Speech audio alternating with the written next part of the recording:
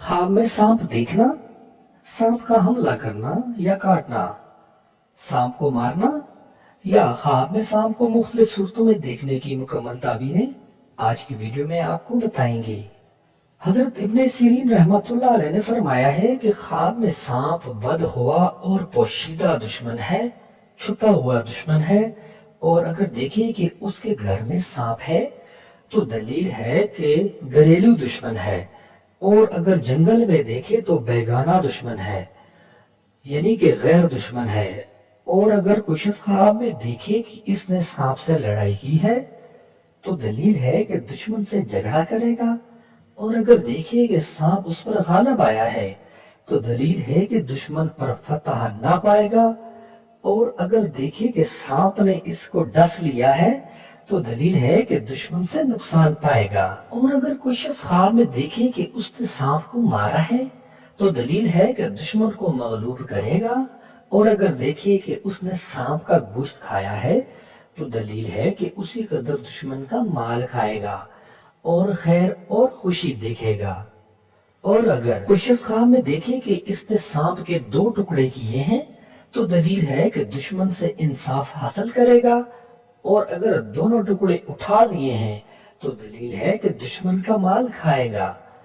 और अगर कोई शख्स ख्वाब में देखे कि सांप ने इसके साथ मेहरबानी से बात की है तो दलील है कि इसको दरपेश अजीब काम होगा कि उससे शादी और खुशी देखेगा।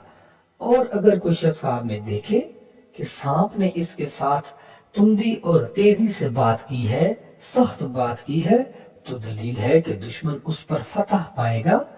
और अगर मरा हुआ सांप देखे तो दलील है कि हक ताला इससे शर और आफत को दूर कर देगा और इसको तकलीफ ना होगी। और अगर कोई शख्स ख्वाब में देखे कि सांप इसका ताबेदार है तो दलील है कि मर्तबा और बुजुर्गी पाएगा। और अगर कोई शख्स ख्वाब में देखे कि सांप इससे भागा है और इसको पकड़ नहीं सका है तो दलील है कि दुश्मन कमजोर है।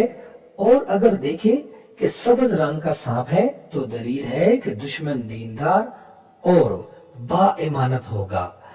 और अगर दूसरे सांपों के अलावा सियाह सांप को देखे तो लश्कर पर दलील है, और अगर सांप जर्द है तो बीमार सूरत दुश्मन पर दलील है, और अगर सुर्ख देखे तो मुआशर और ऐश पसंद दुश्मन पर दलील है। और अगर कोई शख्स ख्वाब में देखे कि सांप के बहुत से पांव हैं तो दलील है कि उसका दुश्मन कवी और दिलावर होगा। और अगर कोई शख्स ख्वाब में देखे कि बहुत सांप इसके सामने जमा हैं और इसको सताते हैं तो दलील है कि इसके बहुत से रिश्तेदार दुश्मन होंगे लेकिन इनसे नुकसान नहीं खाएगा। और अगर देखे कि सांपों के सींग और बहुत से दांत हैं तो दलील है कि इसका दुश्मन कमीना और बदखसलत होगा। हजरत जाबिर मगरिबी रहमतुल्लाह अलैह ने फरमाया है कि अगर कोई शख्स ख्वाब में देखे कि सांप इसकी नाक या कान या पिस्तान या पेशाब पाखाने की जगह से निकला है तो दलील है कि इसका फर्जंद इसका दुश्मन होगा। और अगर देखे कि सांप इसके मुंह से निकला है तो दलील है कि वह बाले जान बात करेगा।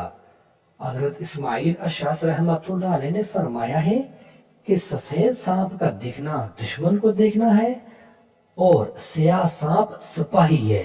और अगर कोई शख्स ख्वाब में देखे कि सांप से भागा है और इसको सांप ने नहीं देखा है तो दलील है कि आराम और खुशी पाएगा।